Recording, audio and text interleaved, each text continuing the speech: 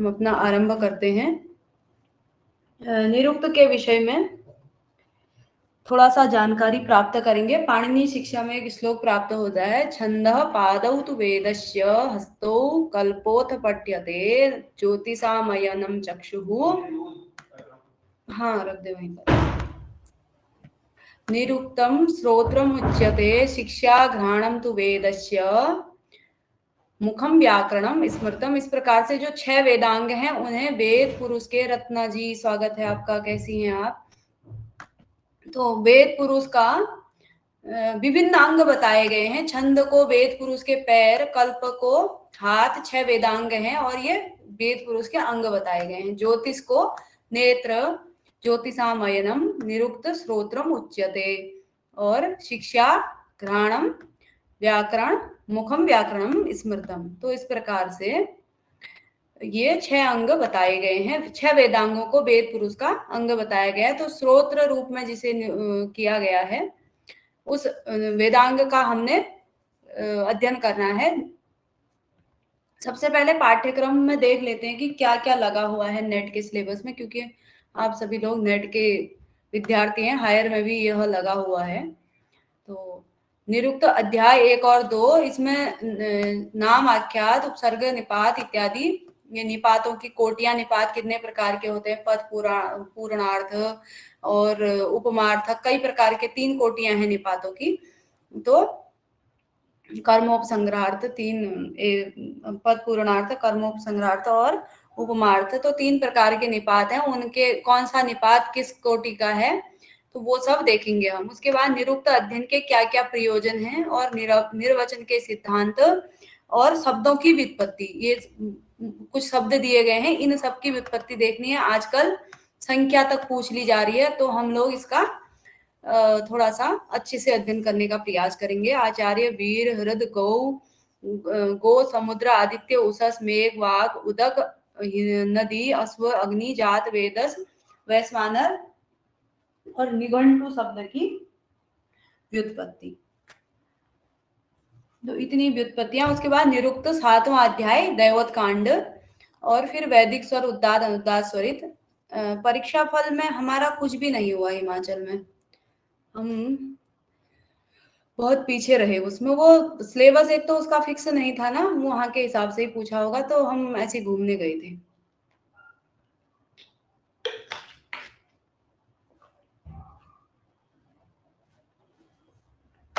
अभी अपने आप को हायर के योग्य समझते भी नहीं हैं, तो उसी उसमें लगे हुए हैं।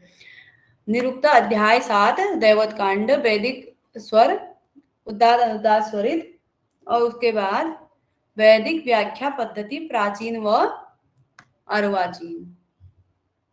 तो ये सब हमने निरुक्त में पढ़ना है, तो इसको क्रमशः पढ़ेंगे। तो उसके बाद पहले सामान्य परिचय देख लेते हैं। हाँ, कोई नहीं, सब बढ़िया है। कहाँ, अभी इतनी जल्दी मिलना भी नहीं चाहिए ना, अभी तो शुरुआत है। तो निरुक्तम श्रोत्रम उच्यते हमने कहा, पाणिनि शिक्षा में ऐसा कहा गया है। उसके बाद निघंटु वैदिक शब्दकोश है, जिसमें ऋग्वेद के शब्दों का संग्रह। निघंटु नामक वैदिक शब्दकोश है। उस शब्दकोश का की जो व्याख्या की गई है शब्दों की, वह निरुक्त में, उसमें 5 अध्याय हैं। उसको व्याख्या करके यास्क जी ने उसको 12 + 2 14 अध्यायों में बांटा है। इस पर यास्क निरुक्त नामक व्याख्यान ग्रंथ लिखा है। यास्क ने निरुक्त नामक व्याख्यान, निघंटु पर निरुक्त नामक व्याख्यान ग्रंथ लिखा है। निघंटु 5 अध्याय और 3 कांडों में विभक्त है। इसमें 3 कांड हैं, 5 अध्याय हैं। निरुक्त 14 अध्यायों एवं 3 कांडों में विभक्त है। कांड सेम वही जो निघंटु के हैं वही निरुक्त में भी है। यहाँ अध्याय अधिक है, 14 अध्याय बना दिए गए, 12 अध्याय + 2 परिशिष्ट अध्याय, इस प्रकार से 14 अध्याय हो गए। उसके बाद निरुक्त शब्द की व्युत्पत्ति, अभी हमने परिचय प्राप्त किया। निरुक्त को शब्द व्युत्पत्ति शास्त्र भी कहते हैं। शब्द व्युत्पत्ति शास्त्र किसे कहते हैं, ऐसा प्रश्न आएगा। तो निरुक्त को शब्द व्युत्पत्ति शास्त्र कहते हैं। वैदिक शब्दों का संग्रह निघंटु में तथा उनकी व्याख्या निरुक्त में की गई है। निघंटु में केवल वैदिक शब्दों का संग्रह है। यदि आप निरुक्त पंचाध्यायी नामक पुस्तक को देखेंगे तो इसमें पहले क्या किया गया है, सभी 3 अध्याय, तीन कांडों में जो उसका विभाजन किया गया है, जितने शब्द हैं उनको खाली शब्द ही शब्द दिए गए हैं। फिर निरुक्त में उसकी व्याख्या है। निरुक्त में 4 प्रकार के पद हैं, नाम, आख्यात, उपसर्ग, निपात। इनका हमने विशेष रूप से अध्ययन करना है। निरुक्त के टीकाकार दुर्गाचार्य ऋज्वर्थ वृत्ति टीका नामक, या दुर्ग वृत्ति भी इसे कहते हैं, तो ये इनकी टीका है, ऋज्वर्थ वृत्ति या दुर्ग वृत्ति। वर रुचि के द्वारा निरुक्त निचय नामक टीका लिखी गई है। तो ये दोनों टीकाएं इंपॉर्टेंट हैं, आप लोग ध्यान रखेंगे। दुर्गाचार्य जी की ऋज्वर्थ वृत्ति टीका और वर रुचि की निरुक्त निचय टीका। दुर्गाचार्य यास्ककृत निरुक्त के प्रसिद्ध टीकाकार हैं। प्रसिद्ध, अधिकतर ये निरुक्त निचय ऋज्वर्थ वृत्ति टीका पूछी जाती है। निरुक्त निचय भी वर रुचि की इंपॉर्टेंट है। उसके बाद निघंटु शब्द को वैदिक शब्दकोश में कहा गया है। निघंटु में वैदिक शब्दों का संग्रह है। निघंटु ग्रंथ को कोश साहित्य का प्रथम ग्रंथ कहते हैं। कोश साहित्य ये एक वैदिक शब्दकोश है। यदि कोश साहित्य की बात करें, कोश परंपरा की बात करें, तो सबसे पहला ग्रंथ निघंटु होता है। कोश मतलब जिसमें संग्रह किया जाता है, तो वैदिक शब्दों का संग्रह जिसमें किया गया है वह वैदिक शब्दकोश है, वही निरुक्त है। नीता जी भी जुड़ चुकी हैं। क्योंकि इससे प्राचीन किसी भी भाषा का कोश ग्रंथ नहीं मिलता है। निरुक्त से पहले या निघंटु से पहले, निरुक्त तो उसके बाद की व्याख्या है, निघंटु से पहले कोई भी शब्दकोश प्राप्त नहीं होता है। निघंटु निर्वचन शास्त्र नहीं है, क्योंकि उसमें निर्वचन प्रक्रिया नहीं बताई गई। निघंटु में कोई निर्वचन प्रक्रिया नहीं बताई गई। यदि आप पुस्तक देखेंगे तो केवल उसमें जितने शब्द हैं, जैसे मैं कुछ उदाहरण आपको देख के बताऊं तो, जितने शब्द हैं केवल उनको शब्दों को दिया गया है। निघंटु प्रथमोध्याय गौ, गमाज, माछ, माछ, छाछ, मा, इस प्रकार से जितने भी शब्द हैं, एक शब्द के जितने भी, जैसे प्रथम अध्याय में पर्याय शब्द हैं, तो एक के जितने पर्याय हैं वह सारे दिए गए हैं। उसी प्रकार से दूसरे अध्याय में भी, तो इसमें केवल शब्द ही शब्द है, किसी भी शब्द का अर्थ नहीं, कोई व्युत्पत्ति नहीं, कुछ भी नहीं बताया गया है। केवल शब्दों का एक संग्रह मात्र है, कोश जैसा है, सिर्फ शब्द ही शब्द उसमें।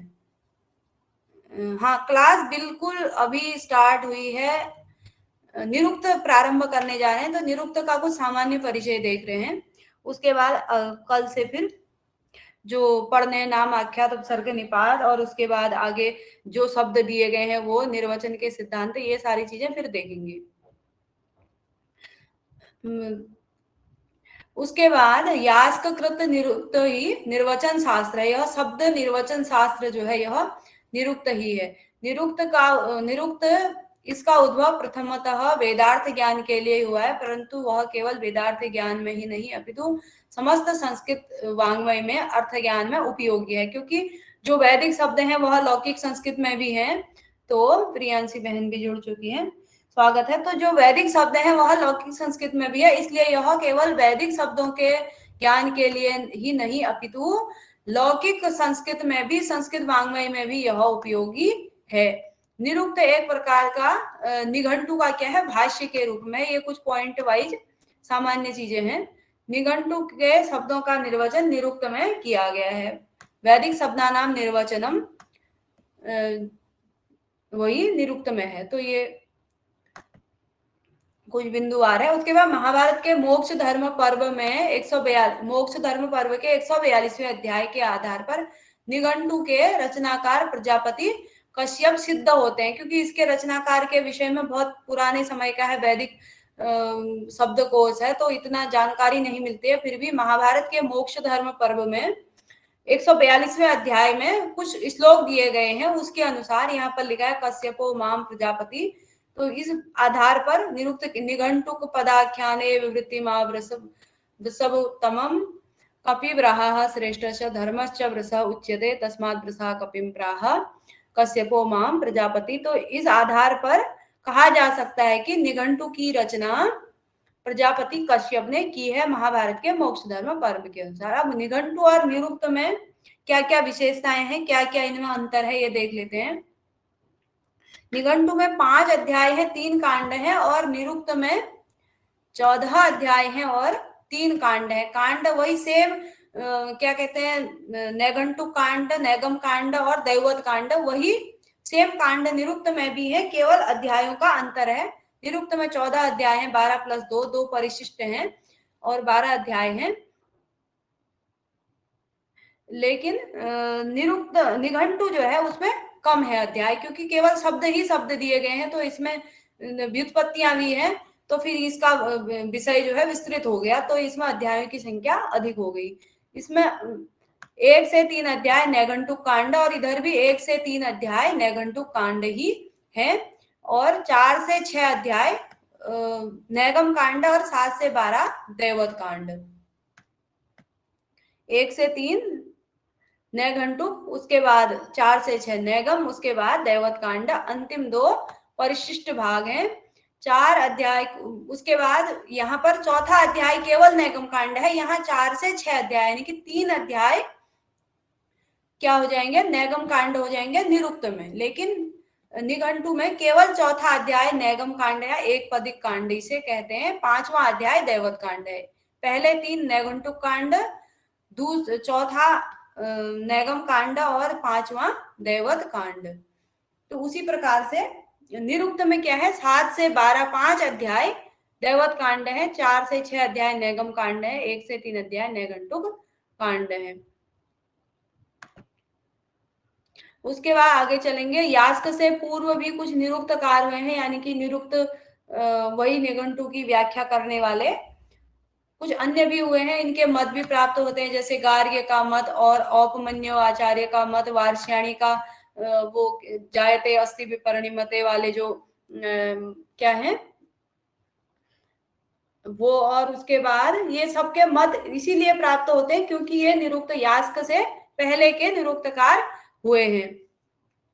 गार्ग्य, औपमन्यो, वार्ष्याणी, गालव, आग्रायण और शाक पूर्णी और और्णवाब, तो इतने आचार्य हैं। इनके लिए एक गुरु जी अरुण पांडे जी ने एक ट्रिक भी बना रखी है।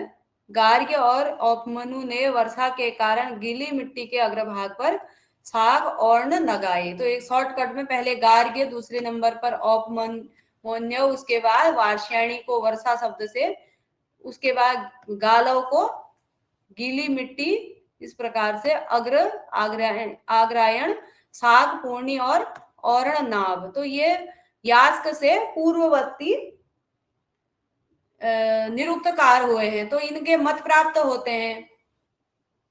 किसने क्या माना है ऐसा यास्क ने अपने निरुक्त में इसका वर्णन किया गया है, इन सबके मतों को कहा गया है। उसके बाद निरुक्त का प्रतिपाद्य विषय क्या है, ये निरुक्त के प्रथम अध्याय में निघंटु के प्रथम अध्याय के जो नाम, आख्यात, उपसर्ग, निपात इत्यादि पद विभाग हैं, सत्य नित्यता का विवेचन, मंत्रों की सार्थकता का प्रतिपादन, अर्थ ज्ञान का। यास्क से पूर्व कितने लोग हैं, ये संख्या लेनी पड़ेगी इनकी, 1 2 3 4 5 6 7 लोग हैं। 7 लोगों के नाम दिए गए हैं यास्क से पूर्व। इन सबके मत उसमें प्राप्त होते हैं, सभी ये यास्क से पूर्ववर्ती हैं। इनके जैसे न निर्बद्धा, उपसर्गा, अर्थान, निराहो इत्यादि जो इनके मत हैं वो स्पेशली उसमें कहे गए हैं निरुक्त में। तो ये सब उनसे पूर्व है, और ये ट्रिक आप, ये मैं अपलोड भी कर दूंगी, इसे देख सकते हैं। निघंटु नाम, आख्यात आदि पद विभाग, शब्द नित्यता, विवेचन, मंत्रों की सार्थकता का प्रतिपादन, अर्थ ज्ञान का महत्व। उसके बाद अध्याय 2 से 3 में निर्वचन दिया गया है। निघंटु शब्द का सबसे पहले निघंटु शब्द की भी व्युत्पत्ति निरुक्त में दी गई है। वर्ण परिवर्तन आदि से संबंध, भाषा शास्त्रीय विवेचन, निर्वचन दिए गए हैं दूसरे और तीसरे अध्याय में, वर्ण परिवर्तन इत्यादि। उसके बाद चौथे से छठे अध्याय में वेदों में निघंटु में पढ़े गए कठिन शब्दों का उदाहरण सहित व्याख्या, और 7 से 12 देवतावाची शब्दों की विस्तृत व्याख्या, द्युलोक, अंतरिक्ष, पृथ्वी, स्थानीय देवों का निरूपण। तो देवतावाची शब्द जो है, यदि आप वैसे याद करना चाहें, जिसमें देवतावाची शब्द हैं वह दैवत कांड, जिसमें कठिन शब्द हैं वह एक पदिक या नैगम कांड और नैघंटुक कांड में केवल, अभी आगे और देखेंगे, पर्यायवाची जो शब्द होते हैं वही उसमें है, पहले वाले अध्याय में नैघंटुक कांड में, पहले कांड में 1 से 3 अध्याय, जिसमें 4 से 6 अध्याय एक पदिक या नैगम कांड जिसे कहते हैं। उसके बाद दैवत कांड, देवतावाची शब्द 7 से 12वें अध्याय तक उसमें है।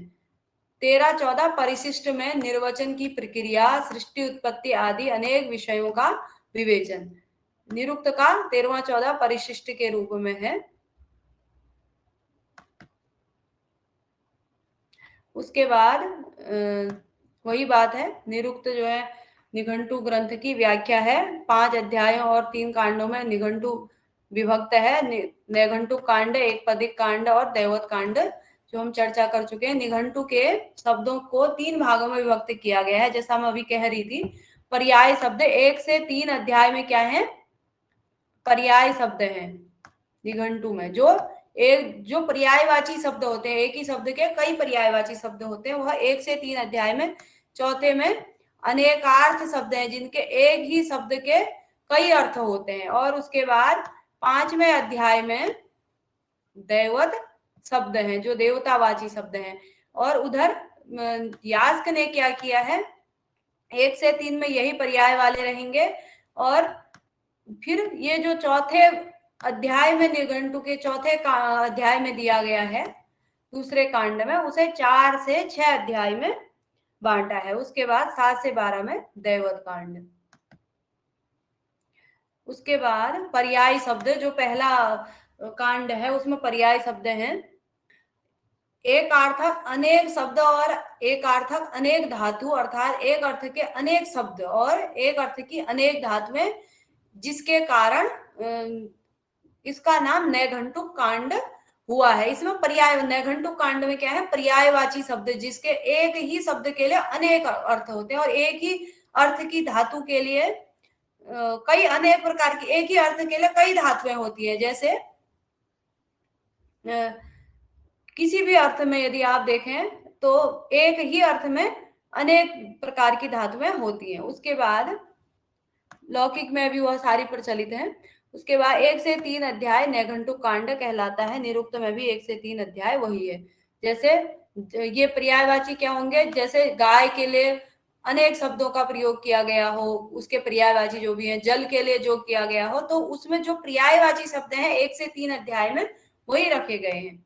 उसके बाद जो अनेकार्थी शब्द हैं, एक शब्द के अनेक अर्थ, जो अनेकार्थी हैं, अनअवगत संस्कार हैं, अर्थात जिन्हें यह स्पष्ट नहीं है कि शब्द किस धातु किस प्रत्यय से बना है, उसका नाम एक पदिक या नैगम कांड रखा हुआ है। जिसमें क्या है कि धातु किस अर्थ में प्रयुक्त हो रही है, और जो धातु है उसमें मूल शब्द क्या है, धातु क्या है मूल, और कौन सा प्रत्यय लगा है, ये सब चीजें उसमें स्पष्ट नहीं हो। कुछ वैदिक शब्द ऐसे होते हैं जिसमें पता ही नहीं चलता है कि इसमें किस धातु से, यह किस पद से यह शब्द बना हुआ है, इसमें मूल धातु कौन सी है, कौन सा प्रत्यय लगा है। अर्थ निश्चायक होने के कारण इन्हें नैगम, निगमों का समूह भी कहते हैं। इसलिए चौथे अध्याय का नाम एक पदिक या नैगम कांड है। निरुक्त में चौथे से 6ठे अध्याय तक ये है। तो यहाँ पर क्या होता है, कुछ वेद मंत्र जो निगमों का प्रयोग जिन वेद मंत्रों में बताया गया है उन्हें निगम नामक, निगम कहा जाता है। वे अर्थ निश्चायक होते हैं। जैसे इड़े का अर्थ, इड़े स्तुति के अर्थ में प्रयुक्त हो रहा है, या ऐसे कई ऐसे शब्द हैं उनका अर्थ तो निश्चय है, लेकिन पता नहीं चलता है कि वह किस धातु से बन रहा है, उसमें कौन सा प्रत्यय लग रहा है।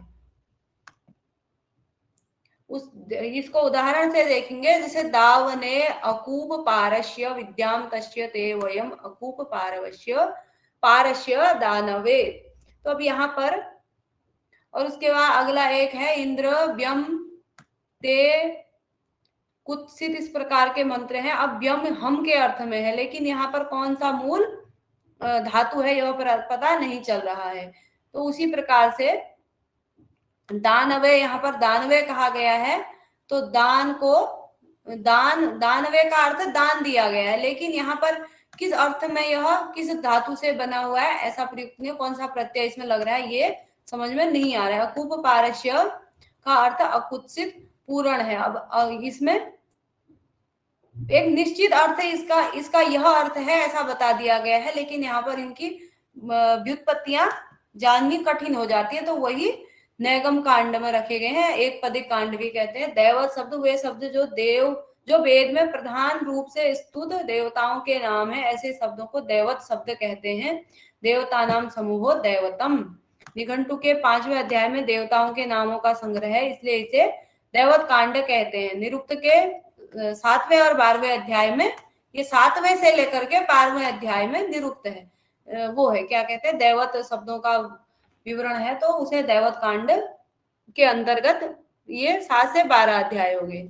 यथा जैसे इंद्र के लिए मगवन, श्रुत, कर्ण, वज्र, हस्त, वृतहा इत्यादि, ये दैवत कांड में जिस देवता के जिन देवताओं की वेदों में स्तुतियां की गई हैं, मुख्य रूप से जो स्तुत हैं, उन देवताओं के लिए प्रयुक्त होने वाले अन्य अन्य नाम वह इस दैवत कांड में संकलित किए गए हैं। उषा के लिए चंद्र रथा, रुसज्वा, सुनरी इत्यादि जो है ये सब उसमें संकलित किए गए हैं। व्याकरण शास्त्र और निरुक्त शास्त्र में क्या अंतर है? तो ये व्याकरण जैसा भी प्रतीत होता है, तो इसमें अंतर क्या है?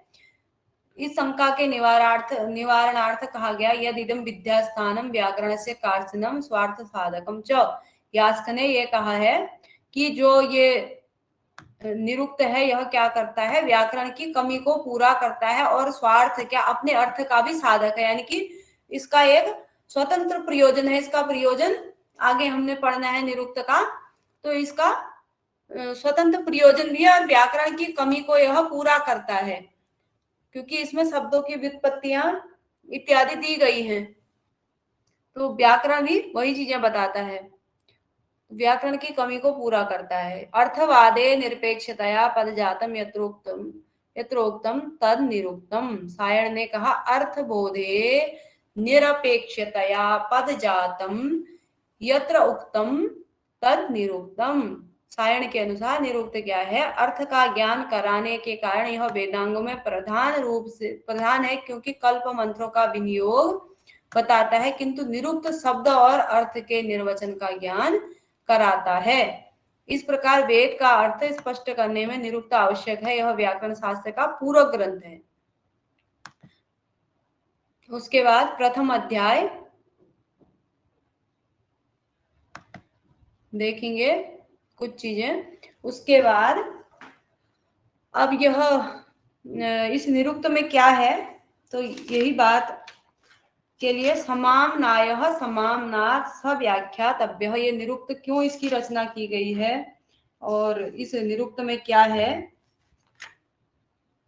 तो बता रहे हैं समाम्नायः समाम्नातः सव्याख्यातव्यः। समाम्नायः गवादि देव पत्नी अंतः गो शब्द से लेकर के देव पत्नी तक वैदिक शब्दकोश, जो वैदिक शब्दकोश यानी कि वैदिक शब्दकोश क्या है? निरुक्त है। उसका पहला शब्द क्या है? गो है, और अंतिम शब्द उसका देव पत्नी है। तो गो से लेकर के देव पत्नी तक के शब्दों का जो व्युत्पत्ति की गई है, ये इसमें की गई है समाम्नातः। पुरातन ऋषियों ने निघंटु नामक ग्रंथ में जिनको एकत्र किया था, समाम्नायः समाम्नातः स व्याख्यातव्यः, जो समाम्नाय यानी कि समस्त जितने भी शब्द हैं, गौ से लेकर के देव पत्नी तक के जितने भी समस्त शब्द हैं, समाम्नातः जिन्हें संकलित किया गया है पुरातन ऋषियों के द्वारा, जिन्हें वैदिक शब्दकोश में संकलित किया गया है, सव्याख्यातव्य, वह व्याख्यायित करने योग्य है, उसकी व्याख्या करनी चाहिए। जिस शास्त्र में उसकी व्याख्या की जा रही है वही क्या है? निरुक्त है। अब इस शास्त्र में ये नाम है, ये आख्यात है, ये उपसर्ग है, ये निपात है, यह सामान्य लक्षण है, यह विशेष लक्षण है, यह कारथक है, यह अनेकार्थक है। तो यही व्याख्या करने के लिए जो निघंटु था पुरातन ऋषियों के द्वारा, निघंटु में वैदिक शब्दों को गौ से लेकर के देव पत्नी तक के शब्दों को निरुक्त निघंटुकार ने संकलित कर दिया। उसके बाद अब हमें क्या करना है, उसकी व्याख्या करनी है। वो व्याख्या करनी चाहिए उसकी, खाली शब्द पढ़ करके तो नहीं होगा, तो इसलिए उसकी व्याख्या करनी चाहिए। व्याख्या करेंगे तो बताएंगे, शब्द उसमें लिख दिए गए हैं, तो उसके बाद हमें कैसे पता चलेगा इसको उपसर्ग कहते हैं, ये निपात है, इसको नाम कहेंगे, इसको आख्यात कहेंगे, और यह लक्षण किसका लक्षण है, यह सामान्य है, यह विशेष है। इस प्रकार से कौन सा शब्द, जैसे हमने पर्याय और एकार्थक अनेकार्थक, हमें क्या पता कि किस शब्द का क्या अर्थ है, तो ये सब निरुक्त में उसकी व्याख्या की जाएगी तभी हो पाएगा। इसलिए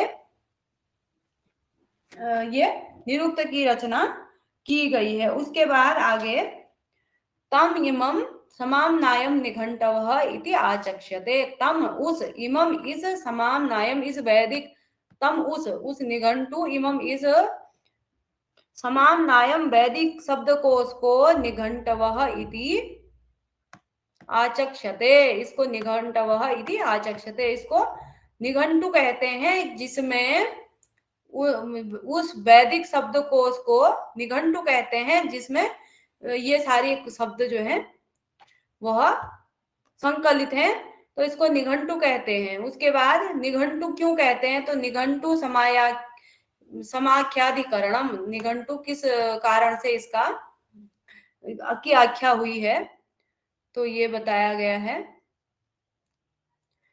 निघंटवः कस्मात् निगमा इमे भवन्ति, निघंटु क्यों कहा गया है, तो निगमा इमे भवन्ति, जिसमें निगम होते हैं, निगम गम। गुड इवनिंग जानकी जी। यह गम जो है, जैसे हम गच्छामि इस प्रकार से बता, समझ रहा हूं, तो ये गम धातु का, गम धातु अवगमन करने के अर्थ में, समझने के अर्थ में भी प्रयुक्त होती है। तो निश्चय पूर्वक गमा इमे भवन्ति, जिससे निश्चय पूर्वक बोध होने के अर्थ में प्रयुक्त होती है, जिससे निश्चय पूर्वक बोध होता है उसे वह निगम होता है, और जिसमें निगम होता है, निश्चय पूर्वक बोध होता है, उसे निघंटु कहते हैं।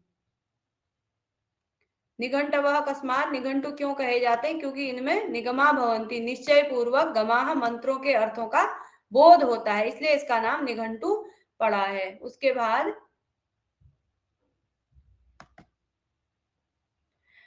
ते निगंतवः एव संतो निगमान निघंटवः उच्यन्त इति औपमन्यवः। अब औपमन्यु आचार्य इनसे रिकॉर्डिंग, कोई बात नहीं, अपना अपना समय परिस्थितियां हैं। तो औपमन्यवः, औपमन्यु नामक आचार्य का यह मत है, क्या है कि ते निगंतव एव संतो निगमान निघंटवः उच्यन्त।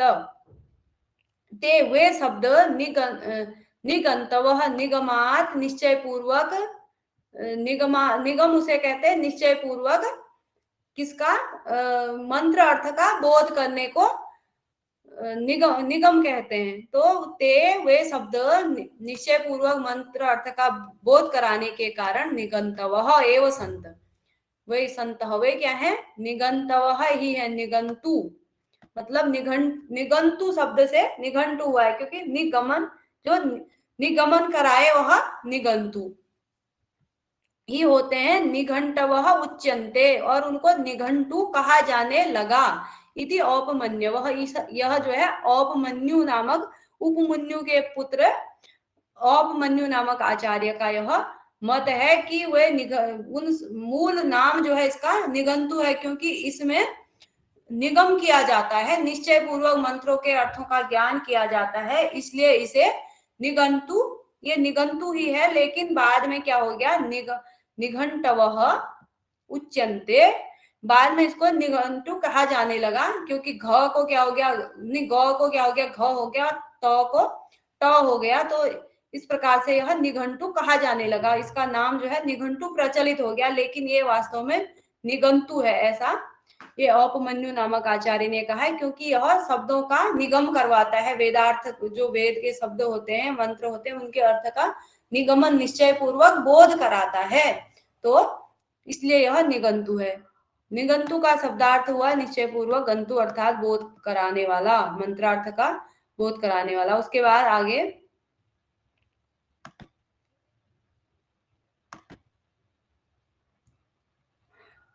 पद चतुष्टयोद्देश्य कथनम। पद चतुष्टय जो 4 पद हैं,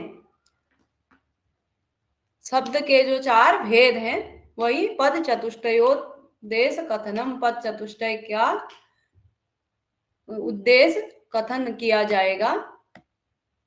नाम मात्र के द्वारा जब बता दिया जाता है उसे उद्देश्य कहते हैं। उसके बाद तद यानि एतानि चत्वारि पद जातानि। यहाँ पर क्या है, तद वह जो निघंटु था उसमें क्या है, एतानि यानी एतानि चत्वारि पद जातानि, 4 प्रकार के पद जातियां हैं। पद की 4 प्रकार की जाति हैं, यानी कि शब्द के 4 भेद हैं। नाम आख्याते च उपसर्ग निपाताश्च तानि इमानि भवन्ति। नाम आख्यात उपसर्ग निपात ये 4 प्रकार के ये होते हैं।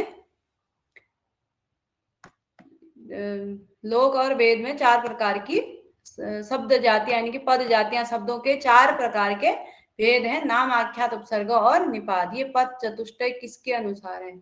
पद चतुष्टय उद्देश्य कथनम, ये निरुक्त में ही कहा गया है ना, उस निघंटु में 4 प्रकार के शब्दों के भेद होते हैं, तो ये उन्होंने उद्देश्य कथन किया है ना, बताएंगे, क्योंकि व्युत्पत्ति आगे उन्होंने कहा कि जो हम जो उस निघंटु में उस शब्द कोश में जो, हाँ बिल्कुल उनके अनुसार ही हुए ये पद इत्यादि, जो अन्यों के अनुसार है, जैसे वार्ष्याणी के अनुसार जो चीज है। और औपमन्यु ने जो कहा उसको बता दिया, उन्होंने कहा कि औपमन्यु ने कहा निगमे ये निगंतवः, इनको ही निघंटु कहा गया है, तो ये औपमन्यु का मत है, ऐसा उन्होंने स्पष्ट कह दिया। एक मिनट,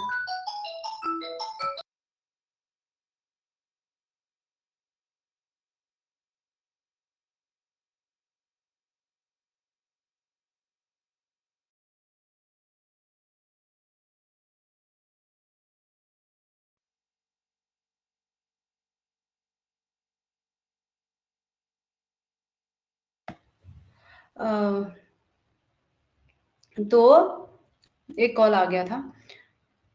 चतवारी पद जातानी, लोक और वेद में 4 प्रकार के शब्दों के 4 भेद हैं। जी यहाँ नहीं दिया था, हाँ नहीं नहीं, जो उनका अपना अपनी बात है ना, उसमें वो ऐसे नहीं देंगे। जो जैसे पाणिनि जी ने ये फलाने का मत है, ये फलाने का मत, ऐसे उनके अपने पूर्ववर्ती आचार्यों के मत में नाम लिख दिया है, साकटाइन के अनुसार ऐसा, उनके अनुसार ऐसा। तो उसी प्रकार से यहाँ पर भी जो दूसरे का मत होगा उसमें स्पष्ट कहा होगा कि वो, जैसे अभी औपमन्यु का एक बात बता दी कि निगंतु को ही, वह पहले निगंतु शब्द था क्योंकि उसमें निगमा इमे भवंती, उसमें निगम होते हैं, यानी कि निश्चय पूर्वक बोध होता है, वो निगंतु को ही निघंटु बन गया, ऐसा औपमन्यु ने बताया है। तो स्पष्ट रूप से, क्योंकि जो निघंटु एक ही शब्दकोश था, उसके ही इन लोगों ने जो 7 आचार्यों के हमने नाम पढ़े, औपमन्यु और शाकपूर्णी, वार्ष्याणी इत्यादि जो भी आचार्यों के नाम हमने पढ़े, वे सबों ने ही निरुक्त ही लिखा, निघंटु की व्याख्या करी। तो अपने अपने उनके सिद्धांत में भी यास्क का निरुक्त प्रचलित है, हमें सिलेबस में वो लगा है तो वो पढ़ना है। तो उन्होंने अपने, क्योंकि वो परवर्ती थे, उनके बाद के थे, तो जिसने जो जो कहा है वो सब उन्होंने अपने ग्रंथ में बताया है। उसके बाद तो सारा शब्द समूह इन्हीं 4 शब्द भेदों के अंतर्गत है, शब्द समूह का नाम ही निघंटु है। तो ये जो मुख्य रूप से शब्द के 4 भेद हैं, नाम आख्यात उपसर्ग निपात, तो कौन नाम है, कौन आख्यात मतलब क्रिया है, कौन उपसर्ग है, कौन निपात है, ये उनका फिर बताएंगे कि इस प्रकार के शब्दों को नाम कहा जाए, ये आख्यात हैं, ये उपसर्ग हैं, ये निपात हैं। सभी जितने भी शब्द हैं इनकी 4 ही श्रेणियां हैं, 4 भेद हैं। देवतावाची शब्द भी नाम हो जाएंगे, या जो अन्य शब्द कहे गए हैं, कोई उपसर्ग होंगे, कोई निपात होंगे, कोई जो धातुएं बताई गई हैं वह आख्यात के अंतर्गत आ जाएंगे। तो ये शब्दों के 4 प्रकार के भेद हैं मूलतः, उन्हीं के अंतर्गत आगे फिर जो व्युत्पत्तियां बताएंगे उन शब्दों की, इन्हीं में आने वाले हैं सारे शब्द। तो ये मुख्य रूप से 4 शब्दों के भेद हो जाएंगे। उसके बाद नाम सत्व प्रधान, प्रधानानि नामानि, नाम जो है सत्व प्रधान है। सत्व मतलब होता है द्रव्य की प्रधानता जिसमें होती है वह नाम होता है। जैसे मंजू कहेंगे तो इसमें क्या होगा, द्रव्य मतलब एक आकृति जो हाड़ मांस इत्यादि से बनी हुई है, तो उसकी प्रधानता जहां पर हो रही है वह द्रव्य या सत्व हो जाएगा। तो नाम जो है सत्व प्रधानानि, जैसे हमने कोई गाय बोला तो इसमें क्या हो गया, जय श्री राम कहते ही सचिन जी चले गए। तो जो नाम होते हैं, जैसे हमने गाय बोला तो एक हमारे मन में एक आकृति बन गई, एक द्रव्य की आकृति, ऐसा ऐसा वो है। तो ये इसकी प्रधानता जिसमें होती है उसको नाम कहते हैं। वैसे संज्ञा सर्वनाम आप लोगों ने पढ़े हैं, वही संज्ञा शब्द वही नाम है। सत्व द्रव्य की प्रधानता जिसमें होती है वह नाम कहलाते हैं। जैसे लिंग संख्या वचन आदि जिसका अनुगमन करें ऐसा सत्व द्रव्य प्रधान हो। उसके बाद क्रिया गौण हो वह नाम कहलाता है, वहां पर क्रिया की प्रधानता नहीं होती है। जैसे पुरुष, रमा, धनम, अदह, ये सब नाम है। उसके बाद संज्ञा वही नाम है। उसके बाद आख्यात, आख्यात क्या होता है, भाव प्रधानम आख्यातम, ये पूछे जाते हैं बहुत बार मिलान करने के लिए, उसके लिए तो ये नाम आख्यात वाला, सत्व प्रधानी नामानी और भाव प्रधानम आख्यातम। आख्यात क्या है, भाव की प्रधानता, जहां क्रिया की प्रधानता होती है, भाव का मतलब होता है क्रिया, जहां पर क्रिया की प्रधानता होती है, अर्थात जहां क्रिया प्रधान हो, कारक इत्यादि गौण हो, वह आख्यात कहलाता है। भाव, काल, संख्या, कारक, ये 4 अर्थ आख्यात के होते हैं। भाव, काल, कारक, संख्या, ये 4 अर्थ होते हैं आख्यात के। उसके बाद पचति, भुंगते, भवति इत्यादि ये सब आख्यात हैं। राम, पुरुष, हस्ती इत्यादि क्या है, नाम है। तद यत्रोभे भावः, भाव प्रधाने भवतः, तद जहां पर, यत्र तद, यत्र उभे, जहां पर दोनों होते हैं, नाम और भाव दोनों होंगे तो भाव प्रधाने भवतः, वहां पर क्या होता है, क्रिया की प्रधानता होती है, जहां पर नाम भी होता है और आख्यात भी होता है, तो वहां पर आख्यात प्रधान हो जाएगा, भाव प्रधान हो जाएगा। जैसे राम गच्छति, तो यहाँ पर गच्छति प्रधान हो जाएगा। जैसे देवदत्त पचति, यहाँ पर भाव अर्थात क्रिया ही प्रधान होती है। उसके बाद वाक्य में क्रिया ही प्रधान होती है, जैसे, और नाम उसका अंगभूत हो जाएगा। जैसे देवदत्त पचति, तो देवदत्त इस क्रिया का अंगभूत हो जाएगा, उस क्रिया के संपादनार्थ, उसके संपादन के लिए है। जैसे गच्छति कहा तो कह गच्छति, तो उसका जो उत्तर निकालने के लिए, उसका बोध कराने के लिए वह अंगभूत, अंग के रूप में नाम वहां पर आता है।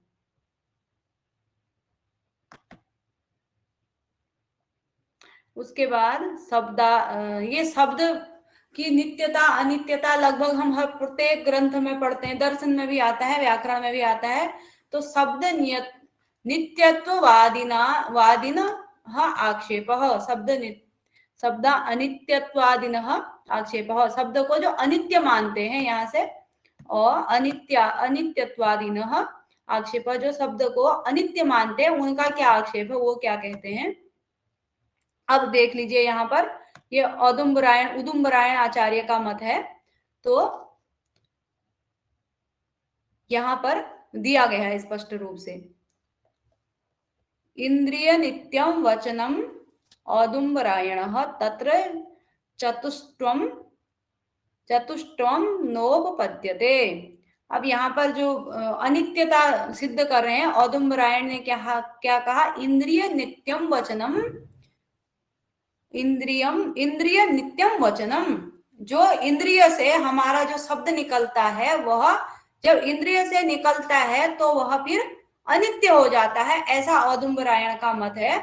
तो इंद्रिय नित्यम वचनम औदुंबरायण तत्र चतुष्टयम नोपपद्यते, वह इन नाम आख्यात उपसर्ग निपात को नहीं मानते हैं, क्योंकि जब शब्द अनित्य है, इंद्रिय से निकल करके शब्द अनित्य हो जाता है तो फिर कैसे होगा, उच्चारण करने पर वह नष्ट हो जाता है, तो कैसे नाम आख्यात इत्यादि कैसे इसके भेद बन जाते हैं, ये औदुंबरायण का मत है। वे नाम आख्यात उपसर्ग निपात को नहीं मानते। वचनम नाम आख्यात उपसर्ग निपात रूप जितना भी शब्द समूह है वह इंद्रिय नित्यम, यानी कि इंद्रिय में ही केवल नित्य है, इंद्रिय से निकलने के बाद वह अनित्य हो जाता है, ऐसा औदुंबरायण ने कहा। वागात्मक इंद्रिय में नियत नित्य है, उच्चारणार्थ ही उच्चारणांतर ही वह नष्ट हो जाता है, अतः तत्र उसमें चतुष्टयम न उपपद्यते, तत्र चतुष्टयम न उपपद्यते, वहां पर क्या नहीं होता है, मतलब चार जो ये नाम आख्यात उपसर्ग निपात कह रहे हैं उसके ये भेद नहीं बन सकते हैं, यह औदुंबरायण आचार्य का मत है। उसके बाद अंतिम स्लाइड हो गई है ये, उसके बाद कल से देखेंगे आगे।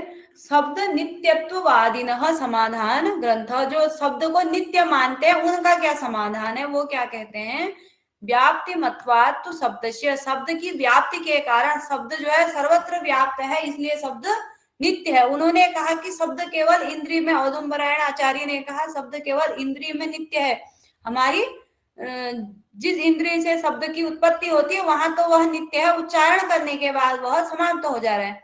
हमने राम बोला बस अब समाप्त हो गया है, तो इंद्रिय में तो अभी भी नित्य है, लेकिन बाहर निकलने पर उच्चारण होने पर वह अनित्य हो जाता है, ऐसा वह समाप्त हो जाता है, ऐसा औदुंबरायण का मत है। इसलिए नाम आख्यात उपसर्ग निपात जो शब्द के भेद कर रहे हैं, जब शब्द आपने बोला समाप्त हो गया तो फिर काहे के भेद, तो वो औदुंबरायण उसको नहीं मानते हैं। उन्होंने शब्द को केवल जिह्वेन्द्रिय में ही नित्य माना है, जहां से उत्पत्ति होती है वही नित्य है।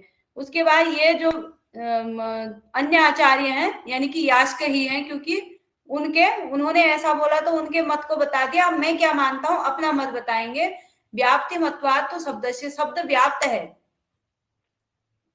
जो उन्होंने कहा था उसका निराकरण करते हैं। शब्द से, शब्द के व्याप्ति मत्वाद, व्याप्तिमान होने के कारण अर्थात नित्य होने से उपयुक्त दोष नहीं रहते। यदि शब्द नित्य है तो शब्द तो नित्य ही है, तो फिर उच्चारण के बाद समाप्त भी होता है तो ये दोष नहीं रहते। यानी कि उन्होंने कहा नाम आख्यात उपसर्ग निपात कैसे हो गए, शब्द तो है ही, भले उच्चारण कर दिया वो अभी सुनाई नहीं दे रहा है, तो इसका मतलब ये थोड़ा कि शब्द नहीं है। तो यास्काचार्य जी ने उनके मत का समाधान करते हुए बताया कि शब्द नित्य होने के कारण, व्याप्तिमान होने के कारण ये क्या है, जो दोष आपने बताया वह औदुंबरायण आचार्य जी ने, वह क्या है, ये दोष जो है समाप्त हो जाता है। कहने का तात्पर्य यह है कि वस्तुतः शब्द तो नित्य है, उच्चारण क्रिया से तो वह केवल प्रकट होता है, शब्द नित्य है, उच्चारण से हम उसको प्रकट करते हैं, तो फिर वह उच्चारण के बाद यदि समाप्त भी आप मान लेते हैं तो तब भी तो वह नित्य ही है।